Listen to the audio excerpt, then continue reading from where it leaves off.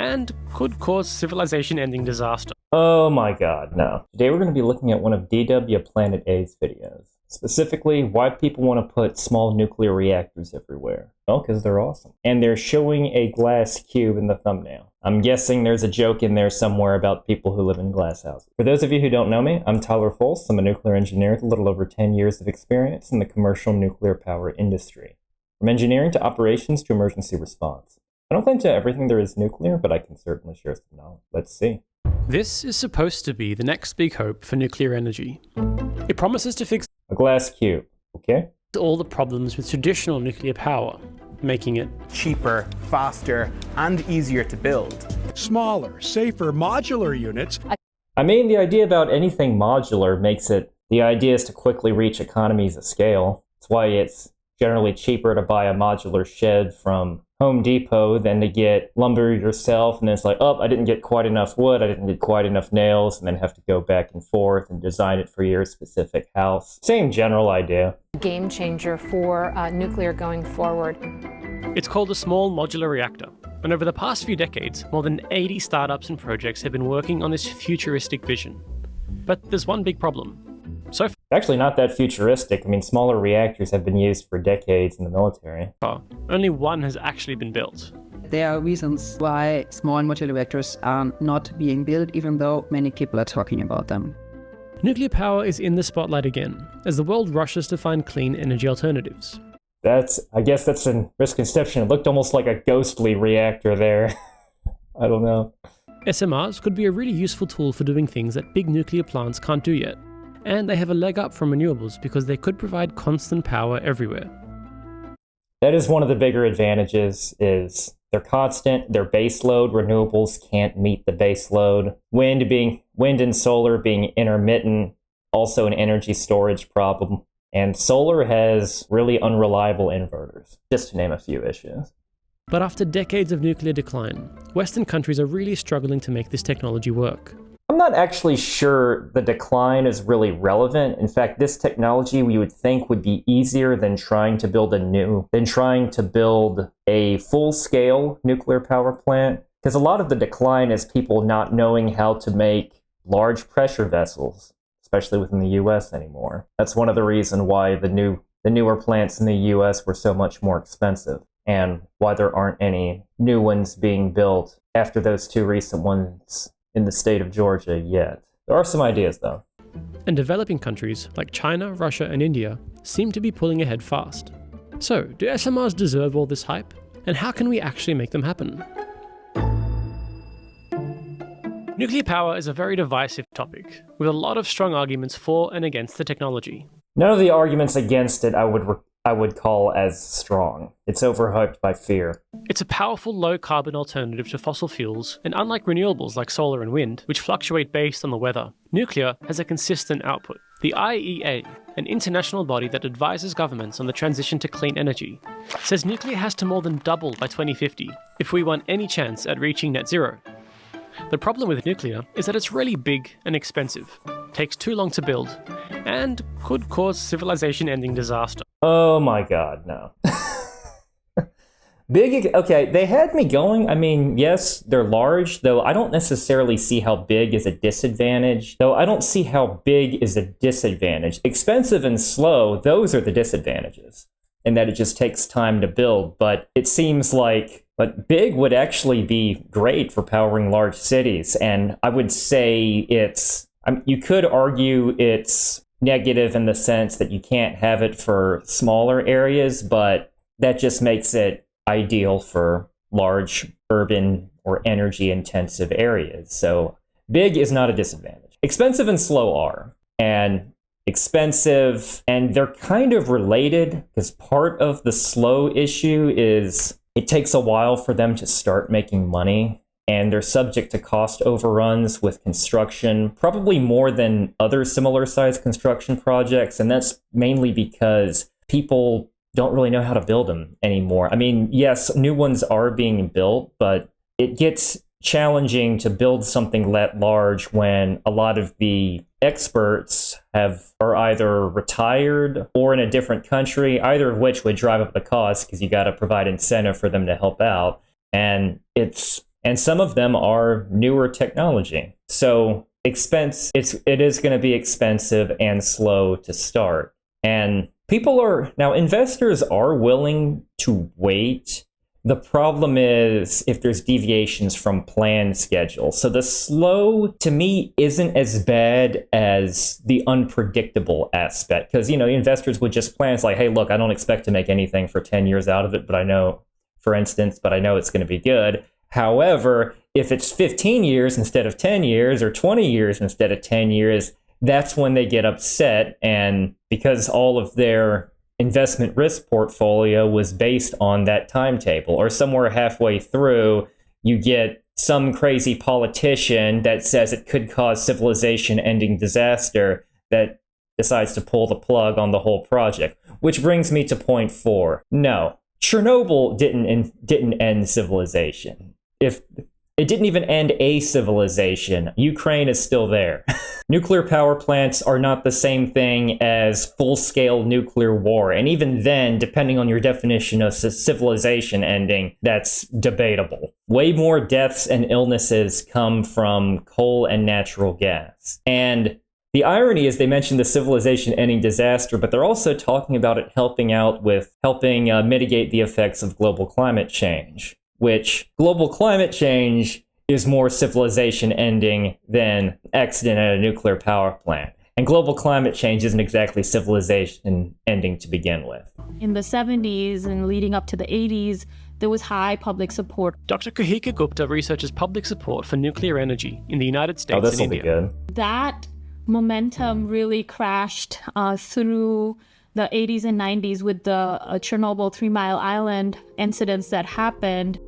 Which is a shame, because if anything, if it was approached better with the media, the PR with 3 Mile Island was probably the biggest failure. Because if anything, 3 Mile Island showed that a nuclear power plant could have a meltdown and the radiological release was essentially zero, with no personnel in the public or even that worked in the plant that were directly affected. I say directly affected. The people that were affected were the effects of 3 Mile Island, as far as human health is concerned, was the evacuation and the amount of stress people were put on with managing the evacuation, fear, unclear mixed communications on the actual risk involved in the accident. Yes, they broke their core. Yes, it is an accident, and for me, as a nuclear engineer and operations expert, it is the one that we talk about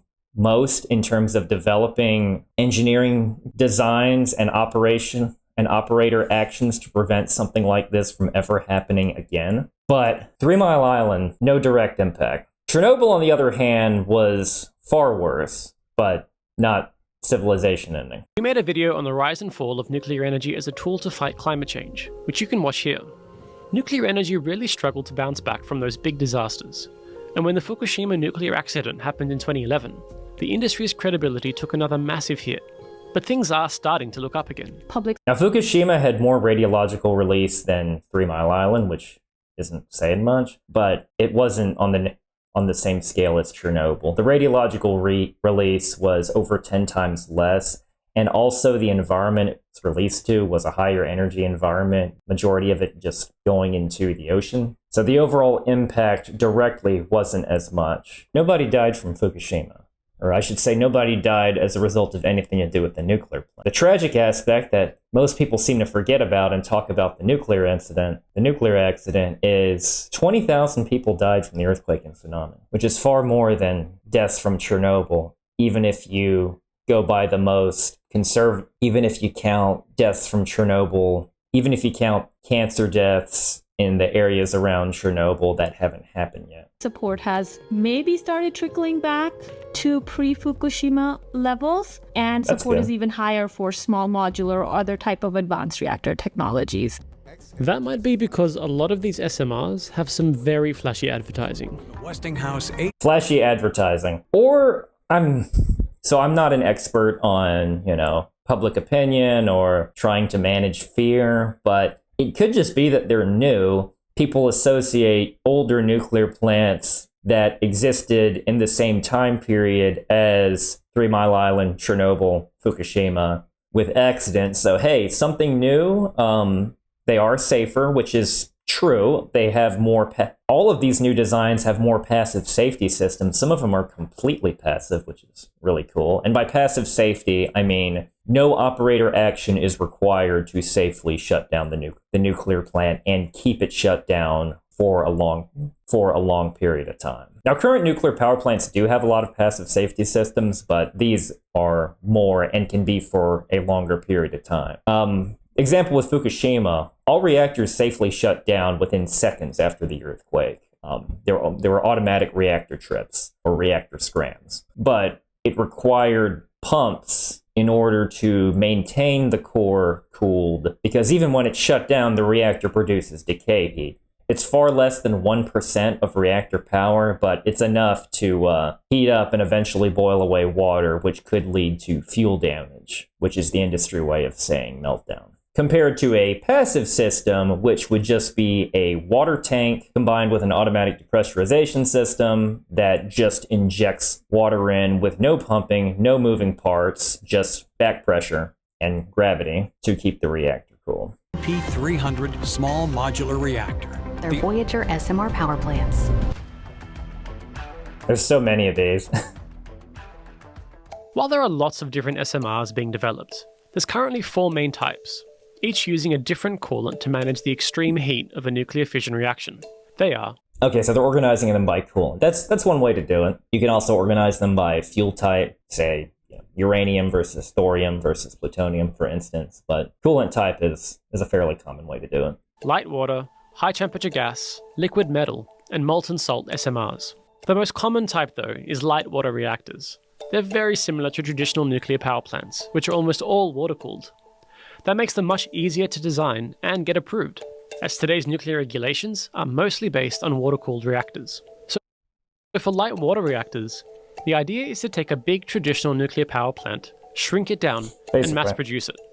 It would work very much like... So they're showing the power plant, they're showing the cooling tower, not the reactor building. I just thought I'd point that out. That is the same cooling tower that exists in a coal-fired power plant, and the reactor does not go in that structure at all. That's in the non-nuclear part of the plant, and not every power plant has cooling towers. The nuclear plant that I worked at just had a massive reservoir. Airliners.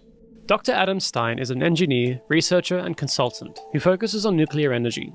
Instead of how we've typically built most nuclear power plants in the past, which is completely from scratch, usually mostly at the power plant site. If you think of a large jumbo jet, it's built in a factory in a consistent manner with the same parts every time, with rigorous quality control. I'm looking at when this came out, 3 months ago. So is he intending to make a joke talking about Boeing with rigorous quality control? I prefer my shed example just because Boeing. Dr. Stein says making it in a factory means you can keep the same specialized workforce, the same supply chain, and the same standards, and just ship the already made power plant to wherever it needs to go. That's the other thing that just comes in just one gathering point for all materials, because there's so much in the logistical cost of any sort of large-scale construction project. These small plants would have a much smaller output than a full-size nuclear reactor. Most definitions of SMRs put them anywhere up to 300 megawatts. So 300 megawatts is actually still sizable. That's a lot of coal power plants are around that, maybe a bit more, and some natural gas ones are that small, though a lot of them have gotten their way up to 1,000 megawatts, and that's megawatts electric. But yeah, 300 megawatts, that's kind of at the high end of SMRs. They can be a good bit smaller than that, depending on what your need is. I still can't that they're showing a reactor vessel inside of a cooling tower. It's not doing anything for you there, man. Which means today's average full-size nuclear reactors output more than triple the biggest SMRs. But in exchange, they take up very little space. Nuclear already uses the least amount of land amongst low-carbon energy sources by far, and SMRs could take that to the... Even if you don't take into account low-carbon energy sources, so if you're not comparing it to, say, solar and wind that take up space, coal takes up a lot of space, you need a train feeding you coal to produce power. And natural gas, you need massive pipelines worth. And gas takes up a lot of space too. Next level.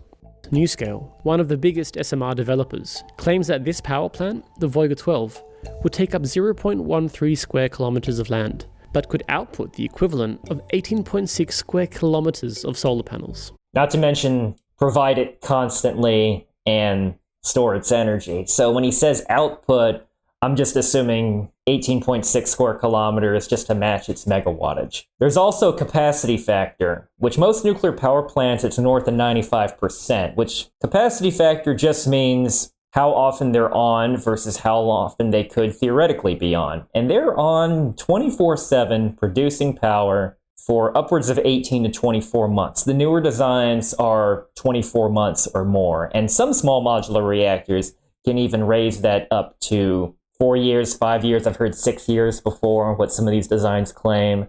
So SMR capacity factors, it's possible for them to get higher than large commercial nuclear power plants. The only thing is, refueling isn't the only reason why you need to shut down your nuclear power plant. Sometimes you need to do maintenance on the non-nuclear part of the system, on your circulating water piping, on your main turbine, on your generator, on your condensers. Now, you shouldn't have to do that every 18 to 24 months, but it's even a reactor that can run for 20 years straight, you're still going to have to shut it down to do maintenance on other plant systems. I've never heard any numbers for 20 years straight outside of naval reactors, which you could argue are a form of small modular reactors that have existed for decades.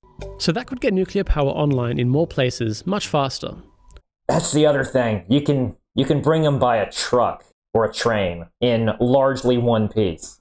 But what about the risk of nuclear accidents? Well, SMRs have an answer for that too, and it's called passive safety. Okay, it's what I talked about earlier. The larger ones, and even current designs, implement a lot of passive safety.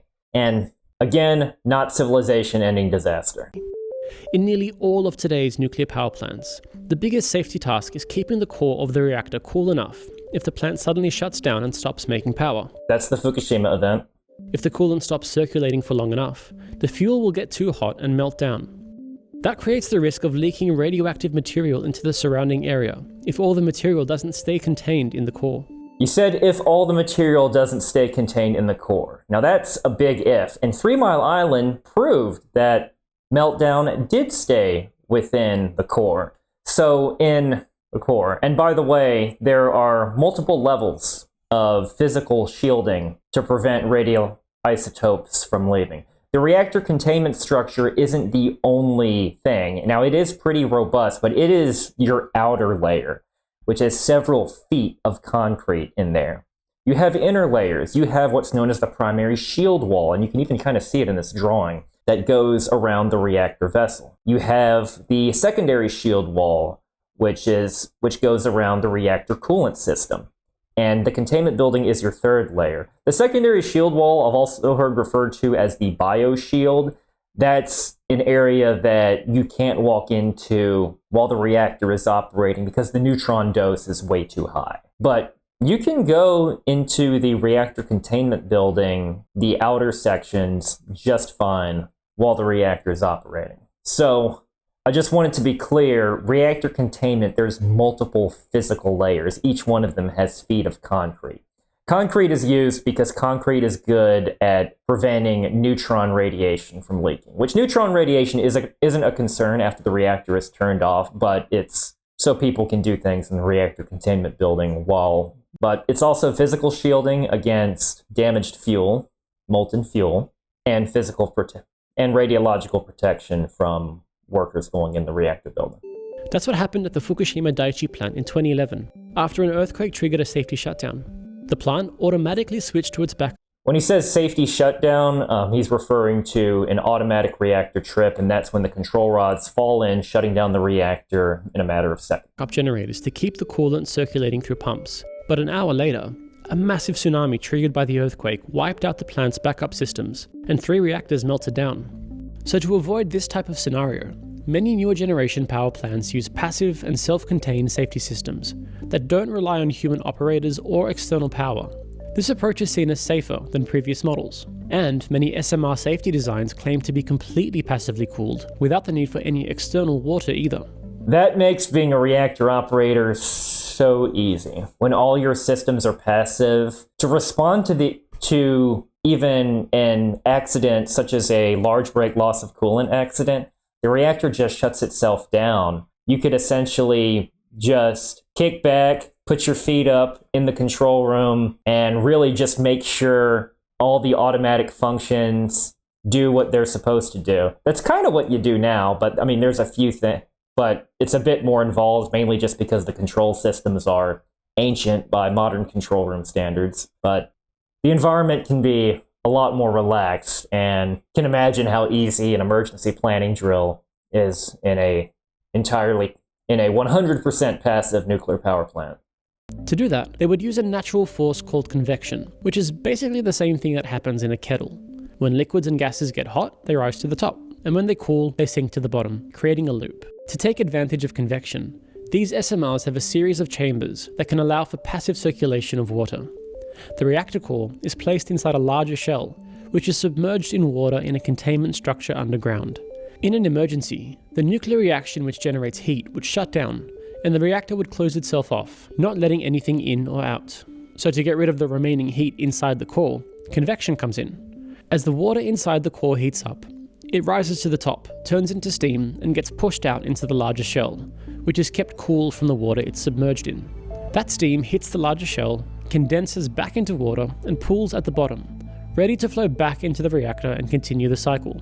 So he's describing natural circulation, and by natural circulation, there's no moving parts. The opposite would be forced circulation, which is when a pump moves water. Current nuclear reactors can do that. It looks a little different than that, and this is a much nicer way in terms of far as sitting back and relaxing. You do natural circulation cool down. In the simulator, I remember me and my crew did natural circulation cool downs quite a bit. And during a normal shutdown, you eventually reach a point where you turn off your reactor coolant pump and then natural circulation. During a normal cool down, you get to a point where you turn off the normal reactor coolant pumps, and then you use a different type of forced circulation called residual heat removal or decay heat removal to cool down your reactor. You can do that with natural circulation. We've done scenarios like that. The main thing about natural circulation is it's just slow. It can take you quite a long time to reach your target temperature. So during a planned outage where you're refueling and you need to not hurry up, but move briskly, because I mean, at this point, your company's not making any money and you've planned for an outage to be a certain length, then yeah, you need to cool down at a reasonable rate. Whereas natural circulation could take, to give you a sense of scale, the loop fluid transit time in a nuclear power plant with reactor coolant pumps running is about 10 seconds. With natural circulation, it can be more than 15 minutes before you even really notice anything. And it's also clunkier to control. I mean, it's safe in that you don't need to control everything, but it's a lot slower when you're having a planned outage. So the way I can see this in a power plant for something that you're going to refuel, now some small modular reactors are designed in such a way that it has all the fuel you need in there and you're just done with it, so refueling is not really a concern. But on ones that you'd probably use forced circulation to do a regular cool down with natural circulation as your obvious backup. But like I said, in some cases, you don't bother refueling these. You just get another one. In theory, that cycle can just keep going until the reactor cools down enough to no longer be a threat. No longer be a threat. Also, in theory, we've done this in practice with other types of nuclear power plants. You don't necessarily have to cool down for you to call it safe. You can sit in what's known as a hot standby configuration, especially if you're going to restart the reactor within a day or so, and you're perfectly safe sitting at a hot standby.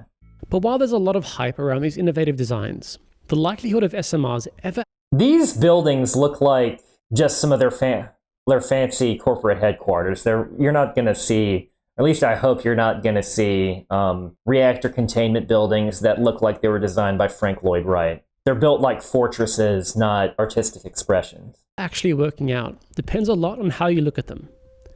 Are they like any other type of energy source, standing on their own feet and making a profit in the free market? Or are they a strategic asset that governments can use to fill the gaps while they phase out of fossil fuels, even if they lose money building them? You could argue that they're a strategic asset now just based on the same technology effectively existing within the military, but I would love to see more of these.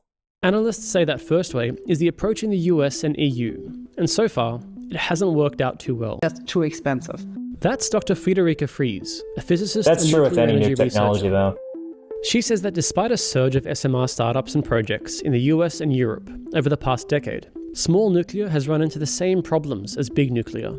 I mean, a bunch of startups, there's a bunch of startups out there with AI that haven't really gone anywhere. These can actually help out AI, by the way, in that meeting a lot of the energy demands for the massive data clusters. With heavy regulations, project delays, and cost blowouts. And because it's smaller, it also makes less money. SMRs lose the economy of scale in energy production. Like the smaller the output, the less revenue you can make. So you have to have really tailored applications. This is a really, really small market. When you add to that rising inflation and you could also use them to replace other reactor designs, and you don't necessarily need just one. You could order a 6-pack of SMRs, for instance. the increasing costs of essential materials to make these plants, like steel, you get a recipe for financial meltdown. That happens. I see what he did there. I do get what he's saying. Construction costs of anything, steel, concrete, have all gone up. Happened last November to NuScale, one of the first and most promising SMR startups, and the only one with US regulatory approval. That was After huge. decades of planning, the company cancelled its first ever deployment of reactors in Idaho. NuScale says the project, called the CFPP, faced unique challenges and ended due to a lack of subscriptions. But many analysts say increasing costs played a big part. NuScale was supposed. Interesting way of referring to it. Be sure to subscribe or we'll go out of business. To be built in the United States, which is long history in nuclear power plants. It has the biggest civil nuclear fleet, and still it did not work out. There was like That's such a shame. Support from the government, support from the regulatory authority, and still it did not work out. It was just too expensive. The price tag was like per kilowatt hour, I think in the end about 4 times than what they usually have at conventional nuclear power plants right now. NuScale's president says the company is continuing with its other domestic and international customers to bring American SMRs to market, including a project to replace a decommissioned coal plant in Romania with a Voiga SMR plant. See, that's it. You can put them in because essentially little plug-and-play reactors. But the rest of the plant, I mean, you still need turbine building, condenser, something to make steam and make electricity. But NuScale is an example of how tough it is for private companies and startups in the West to get small modular reactors going. So what about that second approach, looking at SMRs as a strategic national investment that might not necessarily make a lot of money? That's the approach taken by countries like China and Russia, where SMR projects are almost entirely state-run. You can see the cultural differences there between China and Russia in the West. Operated by national companies like China's CNNC and Russia's Rosatom. In the past, countries that were able to build nuclear power successfully and have those be successful industrial investments were ones that were able to control their costs by avoiding unnecessary regulatory burdens, and then also control revenue by allowing them to make sure they could compete effectively on the downstream, that they could sell into a market and be assured of a reasonable rate of return for selling power. That's David Fishman, an economics and policy analyst who specializes in China's energy sector. Countries like China right now, they do a great job controlling costs upstream, and they do an excellent job ensuring revenue for the power sales downstream. I just wonder about their actual performance, though, in terms of how they built the reactors, what their QA/QC standards are like, and if they're using the technology to its full potential. I'm a bit skeptical when it comes to, just let the government do it, it'll be fine, kind of solutions. That's because even if you have a great design for an SMR, experts say quite a few different steps have to come together to make it all happen. There's the materials needed to build the facility, which all have to be certified as nuclear safe. Then there's the workforce to build the plant. That is true. To give you a sense, the reactor coolant system piping has to be certified by ASME, that's American Society of Mechanical Engineers, Class 1, which is the highest level of classification, which just adds to that cost. And the workforce to operate it. Then there's getting the fuel needed to run the reactor. So rather than all of these steps being done by different private companies who all need to make a profit, countries like China and Russia package up all of these steps and sell them as a bundle. It's not just the technology you're getting. If they're selling it, they're more of just, it's a command economy, just say, we're just going to do this. It's also coming with the entire supply chain solution. It's coming with the low interest loans that are provided by the exporting companies' banks, right? Maybe the Import-Export Bank of China is giving a big low interest loan, something like that. And for the current environment, it feels like that's just much more competitive. And Fishman says that approach has allowed SMR projects in China to keep moving, even when they run into... It's a bit ironic using the word competitive for a situation that's not based on free market competition. Challenges. In 2019, China's National Nuclear Corporation began work on a 125 megawatt SMR project on Hainan Island. Called Linglong 1, it's scheduled to be finished by the end of 2026, which would make it the first commercial land-based SMR in the world. And that strategic national investment approach could... Mentions land-based because they've arguably, I mean, it's a different design in a naval reactor, but you can argue they're small and just by going by the less than 300 megawatt criteria. You can argue they're small just by going the less than 300 megawatt criteria. Also makes some SMRs that have really niche uses more likely to work out too, like high temperature gas cooled or molten salt reactors, which are currently some of the only alternatives to coal for industrial processes that need a lot of heat, like making food, cement, or chemicals. So actually using it rather than generating electricity? Okay. I mean, that is one advantage of, say, liquid metals or molten salts, is they can operate at much higher temperatures, thereby improving your thermodynamic efficiency and get numbers up closer to 40% rather than 33%.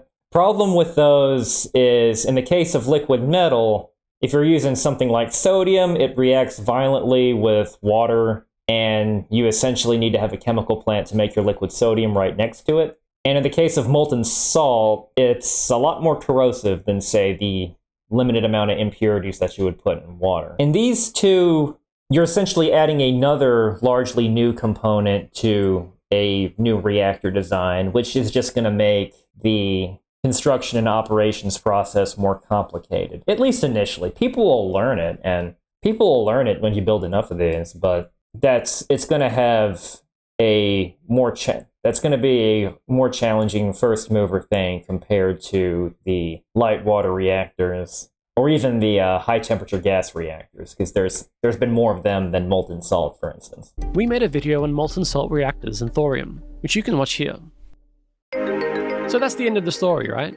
State-run projects are the solution that will finally get SMRs happening, and soon there'll be hundreds of reactors being built. This seems like, so I'm not an expert, I don't claim to be an expert in economics, but this seems to be more very cookie-cutter, pros state-owned solutions that isn't telling the whole story. Because it seems like such an oversimplification of a more complex economic issue. And shipped all over the world? Not quite. There you go. There are still a lot of questions hanging over SMRs that need to be answered before the dream of factory-built nuclear can come true. The world's energy needs are increasing rapidly, and we're still a long way away from net zero emissions. So while SMRs do have their uses, some experts say countries that decide to invest more in nuclear are more likely to need bigger, not smaller plants. China. That's true. If you're going to power large areas, you need bigger plants. Is going to do better than everybody else, and it's still only going to have this kind of impact on the decarbonization journey. Well, even if we put decarbonization aside, just having clean, stable, reliable energy more so than, say, wind and solar, and also, not to mention wind and solar, you have to replace more often. And on the offsetting of coal journey. And while public opinion on nuclear is improving, the idea of having thousands of small nuclear plants all over the world raises concerns for some about how all that waste is going to be managed. Some SMR designs have closed fuel cycles that could theoretically last up to 30 years, but the science is still out on that. And some studies... Waste is a topic for another video, but the short version... The waste thing is a topic for another video, which I'll pin down in the comments below. But the short version is over 95% of it is recyclable, and even the high-level waste is safely stored on-site in dry casks that can withstand severe weather and missile strikes.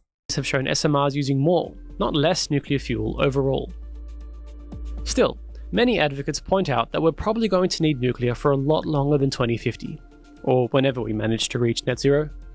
The world— We're gonna need so what is this? So it's like we reached net zero, so now we're gonna stop using nuclear, and then we're gonna produce more carbon. That doesn't sound right.